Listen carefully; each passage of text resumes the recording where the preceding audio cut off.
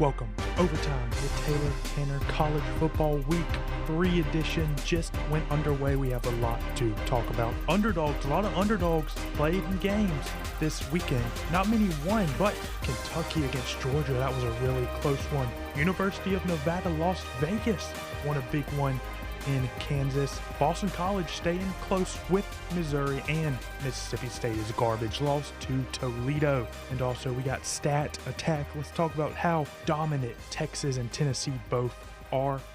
And to finish it off, we got the game of the week, LSU at South Carolina. Interesting game to say the least. Let's jump right into it. The first underdog game I want to talk about, Kentucky and Georgia. Georgia wins this game 13-12. Carson Beck looked terrible. He looked lost out there against the Wildcats. He only had 160 passing yards. Terrible, terrible game against a Kentucky defense that just got dominated by South Carolina last time out. And Georgia's offense couldn't do anything against Kentucky. There was no offense in this game on either side. Kentucky's kicker had to be relied on to score all 12 points. Now, Georgia's defense is still really, really good. There's nothing to complain about if you're a Georgia fan on the defensive side. The defense was still great. But, man, you got to find that offensive spark, especially when Alabama is the next game up in about 2 weeks. Because Alabama's offense, they can beat you over the top and they can run downhill on you. And Kentucky was finding a lot of success running the ball. I mean, they didn't do anything great running the ball, but they found a little bit of success. Now, Kentucky could have won this game. Oscar Delp, the tight end for Georgia, caught a pass. He fumbled the ball, but Georgia's team, aware of the situation, hopped back on the ball and helped Georgia win the game after that drive. And as I said, Georgia's got Bama in 2 weeks. Georgia's got to figure themselves out. Now let's talk about an underdog win. UNLV beat Kansas. Their quarterback, Matthew Sluka, this guy's awesome to watch. He's not going to burn you with your arm, but those legs, he's not afraid to get up and dirty in the box, inside the tackles. You know, some quarterbacks you see run, they'll go outside. They'll try to invade, all that stuff. They won't try to get inside. They'll go outside. They don't want to get hit. Sluka, man, this guy doesn't care about getting hit. Now, let me tell you this. If I would have told you before this game that Kansas was going to outgain UNLV in both passing yards and rushing yards, you probably would have been like, hey, Taylor, Kansas probably won this game. But no, Jalen Daniels had 2 interceptions, man. And as we've seen in previous games, the Arkansas and Oklahoma State game, as a huge example, turnovers kill. Turnovers kill, man. And you just can't be making these turnovers in big-time games, especially when you're playing a team like UNLV, when you're expected to win that game. And then when you lose that game, you just become the laughingstock of pretty much college football. You losing to UNLV. Now, UNLV could make a playoff push. You know, a group of 5 team gets an automatic bid. So we could see UNLV making that bid, getting that bid. There's other teams like Memphis who just beat Florida State. Man, let's talk about that one a little bit. Florida State just looked gone. They just looked lost. This Florida State team is playing with no pride. They don't care who they are. They're just playing pretty much just to play football. There's not a team in Florida State, no team at all. DJ Uiagalelei is terrible. He's missing throws.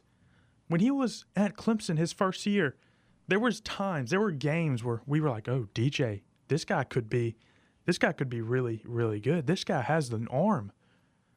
All right, then he transfers to Oregon State. Again, there are glimpses we see, oh, this guy could be good. He has that potential. If you can just untap that potential, he could be a good quarterback. Now in Florida State, I don't see any potential in this quarterback. He misses every throw. He's not mobile enough. Just, man, this Florida State team, they need some help. Now let's talk about another underdog who almost won again. Not quite winning it, but they almost won. I was talking about this game on the last episode, Boston College and Missouri.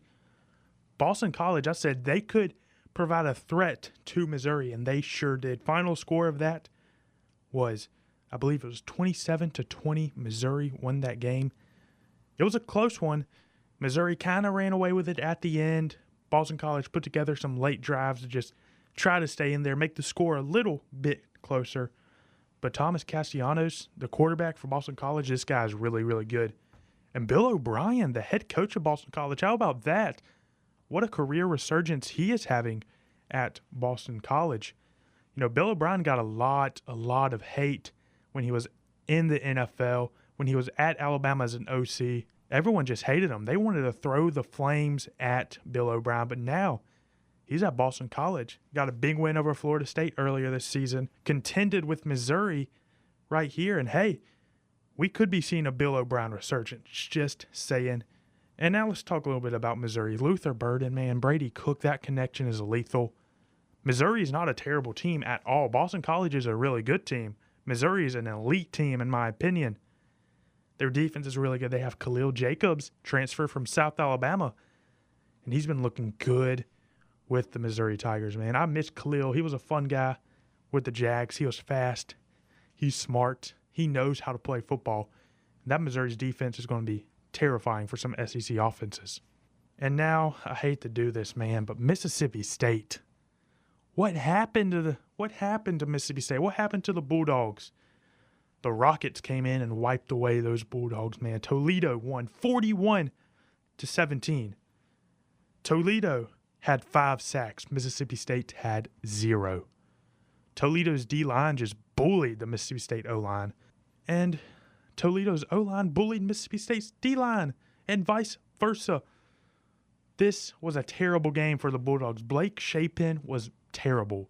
He was really bad. Sure, he had a lot of passing yards, but any quarterback can throw for a lot of passing yards. But when you only have 17 points to show for those whatever 300 passing yards you had, no, man, no. An SEC team too. If it was a close game, I could see, okay, hey, there's some life in this team. But losing 41-17 to Toledo, man, this just angers me as a guy who loves watching SEC ball. It's just, you can't be losing these games. These are easy wins. This is where we kind of figure our team out, right? These early games against the Toledo, against these smaller schools, this is where you figure your team out. You're like, all right, this is what we have. This is what we're going to do. This is what the game plan is going to be like. But Toledo just squashed Mississippi State. All right, I'm done talking about this, man. We're going on to the stat attack, man. Texas is good. Texas is elite. We talked about Texas the last game, but Texas, you know, some teams have a starting quarterback and they have a backup quarterback, right? Texas, they have a starting quarterback and they have an elite quarterback behind that starting quarterback. Arch Manning came in after Quinn Ewers got hurt. Arch Manning went 9 of 12 for 223 yards and 4 touchdowns.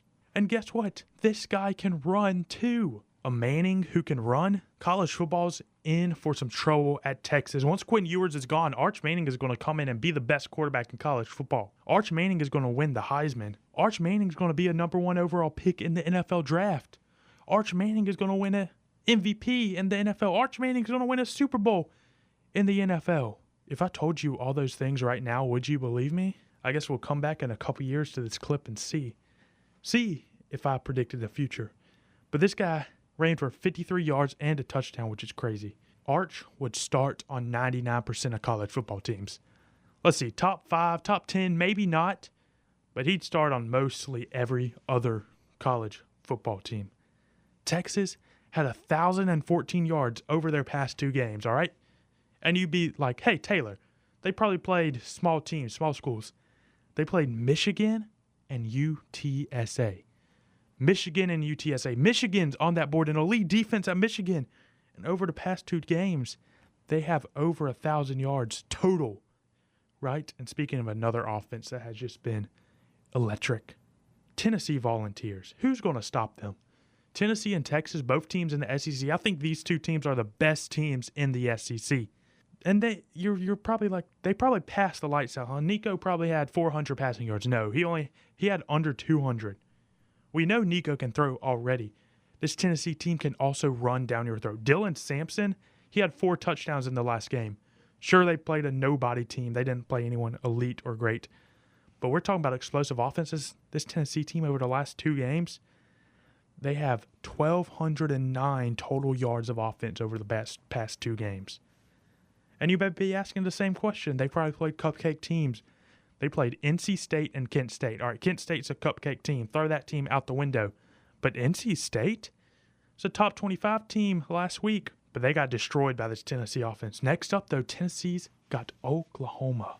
That's going to be the game of the week for next week, and it's going to be a tough, tough game for Oklahoma. Oklahoma's got a decent defense, but I just think Tennessee's just too good. This is going to be a real prove-it game for Tennessee. Is this team at national championship contender? You know, last year they were close.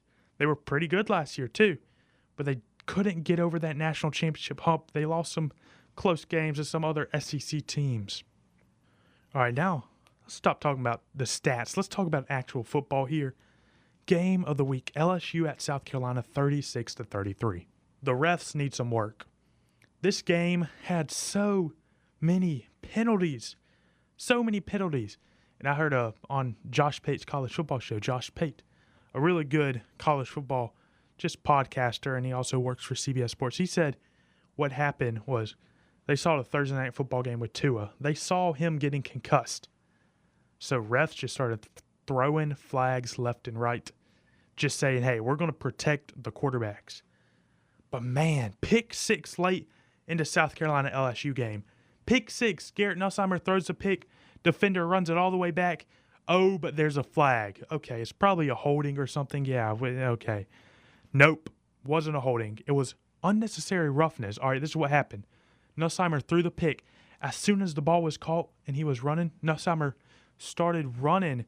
And right when he started running, he was faced with the South Carolina defender.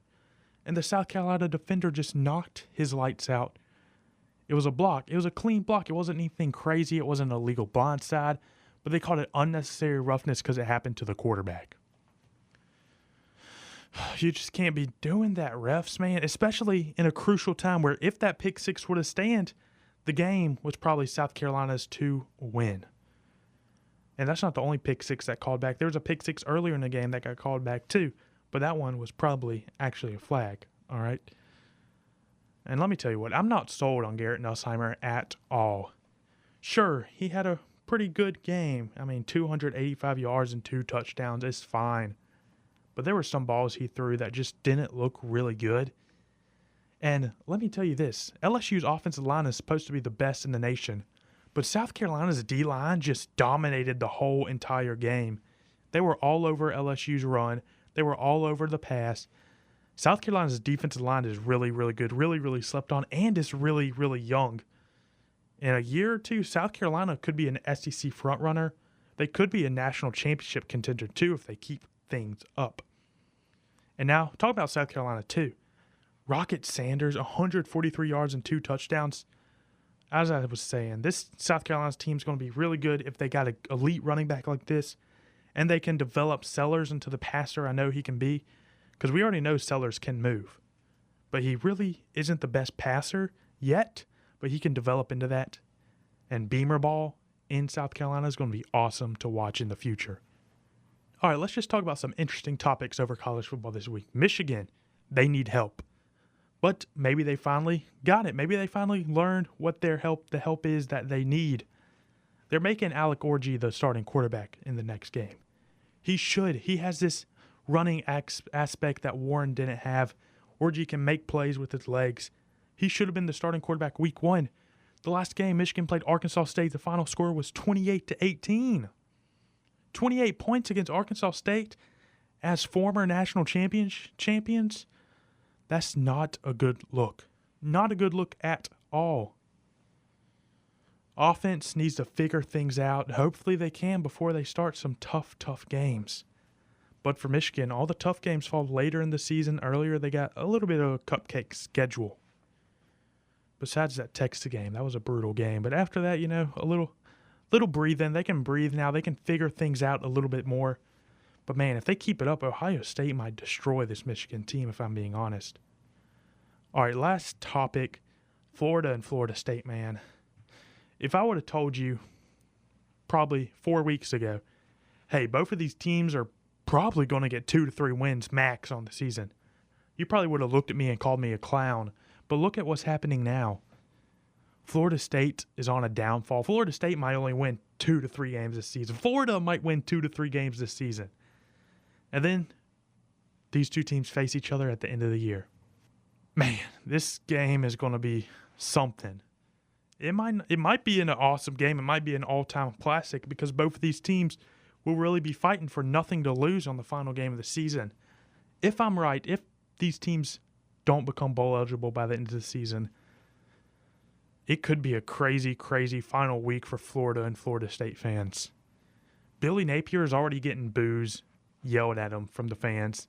People want him fired, and he's going to get fired. At the end of the day, he is going to be fired. And for Florida State, I don't think they should fire Mike Norvell, but he needs to reassess the situation. He needs to be like, hey, we need to reassess what we got here, what we got going on. All right. Now, to finish the episode off, let's talk about some South Alabama football. The Jags are back, baby. 87-10 is the final score. The Jags just dominated this game. It wasn't even close. Fluff Bothwell had an amazing game as a true freshman. He is too good to keep off the field. Gio Lopez, one of the best quarterbacks in the group of five. I've been saying it all the time on this podcast. He's going to transfer by the end of this year.